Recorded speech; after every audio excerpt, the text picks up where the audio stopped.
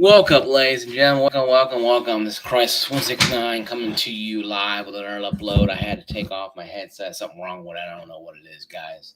The sound comes through, but for some reason the microphone's not working. I hope the microphone's not breaking or anything. I don't think it is. I hope it's not. But if it is, I'll figure it out when I get there. Now, this is part two here. Let's say take two here. Let's say this here is just something that needs to be addressed, and I think that it becomes more and more apparent as things go on. That we have issues, folks. Okay, thank you guys for sticking with me and being patient. I know this shit has to go downhill. Fucking clusterfuck. Everything has to go down. I got booted from the Xbox, a fucking damn Call of Duty bullshit group that I mentioned 20 times on this channel already. They said I was very toxic, and I replied to the admin saying, "You mean toxic? You mean telling the truth?" I know it's difficult for a lot of kids to hear this, but we actually live in a thing called reality land. We can call it reality. Okay, and reality is games like Overwatch and Call of Duty are facing the same problems as they would have if they came out 20 years earlier. People would not buy, my parents would not buy me a game system if they knew the games were not 100% ready to go 30 years ago. If they bought me Duck Hunt and Mario Brothers and they had to send off to Japan, an extra piece of cartridge to complete the game, they would have said, "Hell to no, you ain't getting that. Here's a coloring book or a puzzle to enhance your mind. Not to worry about the games." That's what my parents and most parents would have done. But because of society today, and everybody's so enamored with instant this, instant that, instant everything else, that we have to have things right now, put into a situation where now you have to have it that way. And I think it's very wrong. I think it's very wrong in the sense of mine to really say, okay, well, we're going to have this, but you're going to have to do it our way. And that's what Activision and Blizzard have done. They have created a game, Call of Duty Modern Warfare 2 and Overwatch 2. They're nothing more than cash cows. Okay, Diablo Online or Diablo whatever mobile has created $1 billion for Blizzard and Activision. Do they share the wealth and and open up all those PVE and stuff like that and throw their little fan base of bones and here you go? Of course not. They don't do that stuff. They close it down and say, "We don't have a lot of time to dump millions of dollars," meaning they don't want to put money into a cash cow that's going to take months or even years to develop money, or they can get it right now by having you go out there and buy Overwatch 2 and buy every damn thing, known to man. And instead of actually, thanks, buddy, instead of actually buying Overwatch 2 and playing PvE, they're going to cancel it so they give you a little taste of it, and their 20 to 30 damn DLCs are going to be launching. Instead of us, give us more money, fucking damn it. That's what Activision Blizzard is doing on Overwatch. And Call of Duty, what they're doing is saying, "Fuck you, give me more money. How dare you want this game completed? How dare you want this? Your expectations too high." I'm thinking, motherfucker, we bought a fucking game for $70 to $100. Hey, buddy. Hey, struggles. But here's the fucking problem with the situation with Call of Duty. Yes, the Facebook group, the Facebook retards finally banned me or threw me out because I was being too toxic. I was saying real shit about how does a game that's 6 months old go from 400,000 players to 98,000 players, almost a 400,000 player drop in 6 months, and people still have blind loyalty to it. You tell me, "Oh, you're not good at the game." That's not what I'm talking about, you retard. And I said this to these people. I call a bunch of retard, like retard. I said, comment, retard. I'm not talking about being good. I'm talking about why is this not being talked about? And of course, they block me or whatever, and then they shoo me off somewhere. And they just call me whatever they can call me. And I laugh because I know they have no rebuttal to this. They have no rebuttal to tell me. It's like going out there and talking to a leftist or a Trump supporter or anybody else. They have no rebuttal for common sense questions on both sides of the aisle. People like me, people like you who are neutral, who don't care either way, don't tread on me, leave me alone, let me be. I don't care about your transgender, lesbian, turtle spokesperson of Bud Light. I don't drink Bud Light. I think it's drinking piss. Sorry if you like it. If you like it, that's your business. I don't. But I don't care about having to sit there and explain to a bunch of retard people, most of them who are adults my age, defending Call of Duty with their dying breath, fist in the air. They're just out there spreading BS. Listen, I start sneezing when I smell BS. I'm allergic to it. Okay? And I really have to understand that. Not everybody's going to care. And to blame Truth, the Codfather, who's actually I'm subscribed to down there, by the way. Go down there and subscribe to this channel, and Born to Game, and many other people down there who have talked about this. Born to Game haven't played Call of Duty since it came out. Blame Truth stopped playing it 6 months ago. Okay? I prestige because they're giving XP away, so I started playing it. And also, by the way, I'm actually at S00 on Battlefield. I finally prestige Battlefield. I've never done that before. Because I've always given up and played something else, because after a while I get tired of it. But 200 hours in plus, because the game is fun. And I mentioned that. Oh my God, you're Battlefield fanboys. No, I own both games. I bought both of them. I don't have a problem with it. And I told them I criticize Battlefield as much as I criticize Call of Duty. I criticize on here. Watch my videos down below. I've raked Call of Duty's, over the calls. I, cut their damn balls off. I did I possibly could to get people to understand that what they are doing, games as live service, is not working.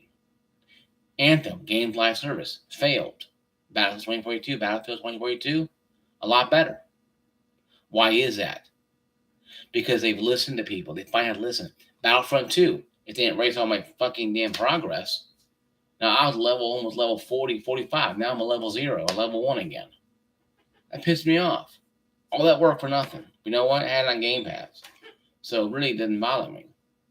If I bought it on Steam, I'd be kind of pissed. But that's, it's whatever.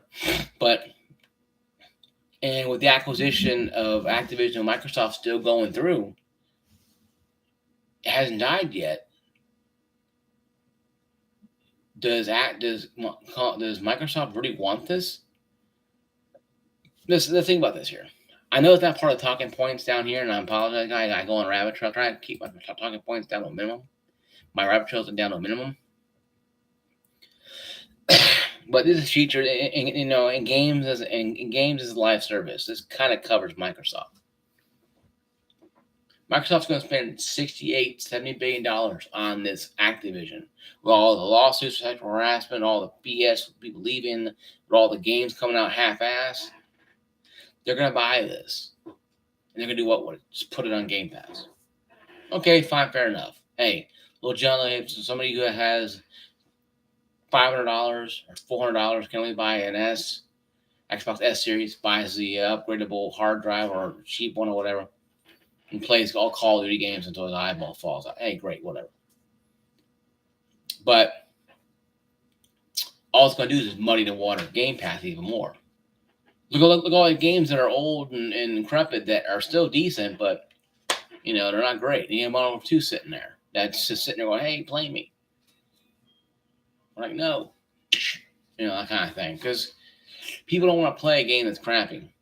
We all play bad games. Listen, I've been an advocate against Battlefield since day one. Okay, I have been.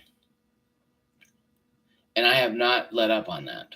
I've given them praise, but I have not forgotten the crap I had to go through to play a game. were being mowed down by somebody on a damn freaking hovercraft on top of a building. Could have floated up walls now. Yeah, that's some powerful hovercraft there. But in the same sense, though, look at Call of Duty and what they have not done. They've taken out what they refuse to talk about. Look at Battlefield. So you know what? Battlefield's doing it right. The next Steam rewards, I'm putting Battlefield down as labor of love, because to me personally, they have proven a lot. EA has done something right. Granted, it's a year and a half late, but look at Call of Duty. All the numbers are more, but that doesn't mean anything. One zombie's coming out. No one knows.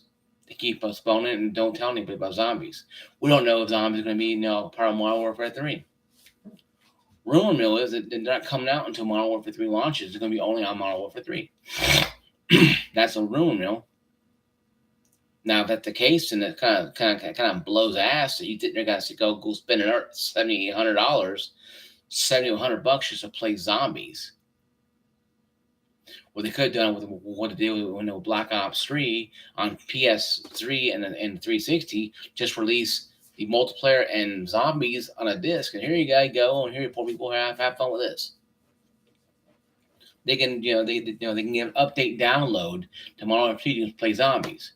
Of course, then again, you ain't gonna spend $70 on that new game.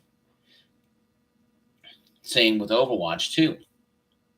They would have gave you PvE, but they realized, okay, how much money are we going to get out of this? Let's say $100 million, $200 million, say first month. Okay, what about that? They don't know. I'm just pulling numbers out of my ass here. But let's say they get $100 million, $200 million first month. What happens after that? They don't know. So they got scared. They got scared and didn't give us that and just put it away. So no, we want the money now. We want $2 million a damn day. We want $1 million a day. We want $50 million a day. We want more than $200 million. Because they made $1 billion off the Diablo Mobile, but yet they don't want to give us PvE. And I don't play Overwatch. I tried it, and I never got into it. It's fun, but I just never got into it myself. But being said, though, is Overwatch terrible? 2? No. It's just a watered-down, mediocre Overwatch 1 from 2016. They copied and pasted what they wanted to do, and they gave us the assumption of new content coming out. But when they realized they didn't make money, they're like, we're kidding. We'll put this in the garbage can. And they closed the lid. And they closed the lid of the garbage can with Overwatch 2 PvE in there. So what's what they did, essentially. They put it to bed. They didn't want to deal with it, and they're not going to deal with it because, they don't want to deal with it. They don't want to sit there and have to explain to their shareholders, Blizzard and Activision, and maybe their soon masters at Microsoft, why that makes. Because you look at Microsoft, they don't care about the Xbox division. In the sense that it makes some money or not, they don't give a shit. They're Microsoft. They make more money selling their OS system to schools and businesses more than they make about worrying about some 12-year-old kid with freckles and face pimples playing Halo and Call of Duty. They do it because Bill Gates likes video games. He likes this kind of stuff. Why they're still doing it? Do you think that Ted Turner, Time Warner would have bought WCW, World Championship Wrestling, if they hated wrestling? Because Ted Turner wanted it. And they had billions of dollars. It's common sense, folks. Sometimes things happen not because the planet line and God says it happens. It happens because somebody's there. You know what? I want that. And I'm not saying God doesn't let things happen and plans don't align, but I'm saying that in a hypothetical way, what happened with Microsoft and Xbox is just something that Bill Gates wanted. And then look what happened with Activision and Atari. Atari did not want to deal with, not get credit to the developers, and they went and formed Activision, the same company that was bought by Time Warner. Go figure. That sold off to different companies. I was surprised that Microsoft didn't jump on it way back in the day, because Microsoft is coming up too a little bit.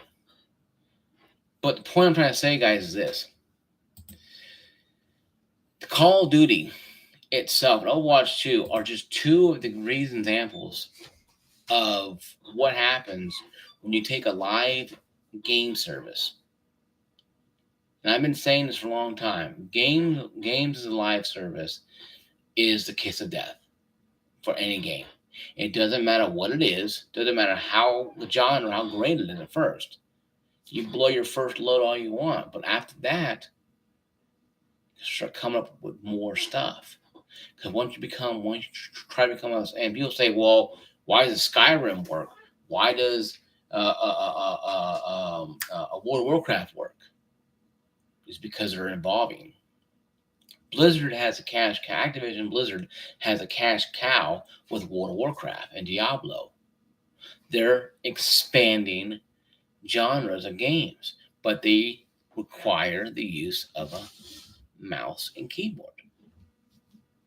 They're RTSs, real-time strategy games. Now you can use, I think, the keyboard more in World of Warcraft and Diablo. You can probably use a controller too, probably, in Diablo probably more. But back in the day, when those first two games came out, they were majority keyboard mouse. You point and click and did things. So you had to have a gaming PC that could run it, and B, be able to be smart enough to use a keyboard and mouse to operate it. That's why games like that are always evolving.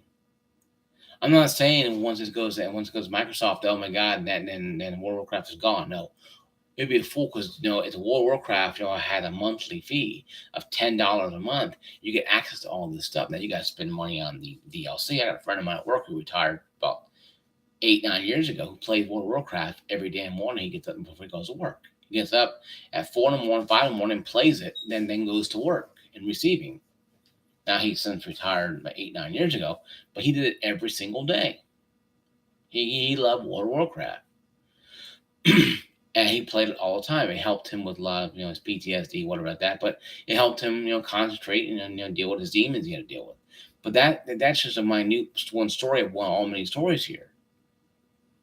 People don't understand that when game services like World of Warcraft and Diablo and Skyrim are out there and they're making millions of dollars for these companies, just for the companies, they don't understand. Well, why is that not working with Anthem or with Halo Infinite? Halo Infinite is not designed to be a live service game. Halo Infinite is a Call of Duty, blow your wad, you play the game, you're done with it, move on to the next one. It's not a real-time strategy. It's not a game where you can sink your teeth into and say, okay, I'm going to play this game for X amount of years. It doesn't work that way. This is where a game's live service goes off the fucking rails. You can't sit there and say every game is live service. Battlefield 2042 is not a live service. And if it is, it's laughable, because 8,000 to 10,000 people playing it is not a live service.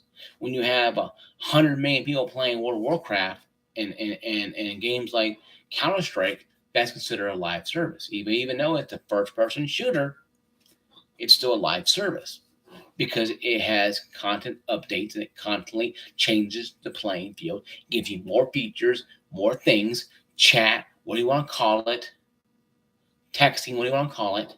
It gives you that and more. You're paying them money, and they're giving you something for it. Where Call of Duty and Halo and Lara Croft Tomb Raider and Uncharted and Spider-Man and all these other games are not live service games. They're in one year, out the other, gone the next, here now, gone the next day. Because they don't evolve. You might get DLC for Spider-Man, DLC for Lara Croft Tomb Raider, make a DLC for something else. But sooner or later, the well dries up. You get the bucket out of the game. It's okay, we're going to the next game now, and then you go to the next well and start using that well until you dry it up. The games of World of Warcraft and games like Skyrim and games like I mentioned, and Diablo are different. Overwatch is considered a live service game. PUBG is a live service game. Apex Legends, Warzone 1. That wasn't Warzone 2.0, but Warzone 1. Original Warzone was an ultimate live service game. It came out with new features, new environment, new things to do. When you take everything and you splatter that live service on it, it's like, it's Call of Duty. Yeah, I'm playing something else. I'm tired. And they go play something else. They go play, Dead Space. Is Dead Space a live service game? No. Is it Cyberpunk is? No. How about Red Dead 2 has online multiplayer? Is that like that? How about GTA 5? It's been going on for almost, 8-10 years. Is that a live service game? No. That game caught on with the kids who want to be gangsters with a hat sideways, driving like this in their little fake cars. Fine, hey, great. You got a bunch of murders running around. That's great. A bunch of little murderers playing GTA 5. Hey, great, awesome. Great parenting. Johnny's parents, you gave a 12-year-old a blueprint how to be a freaking gangster or want to be gangster. But that's what I'm trying to say, guys, is this. Game to live service is a kiss of death to any game that gets labeled it. Anthem is dead. Battlefield is pretty much not dead, but it's not where it's supposed to be. Battlefront 2 live service game, yeah, it was until it was destroyed by its own damn creators.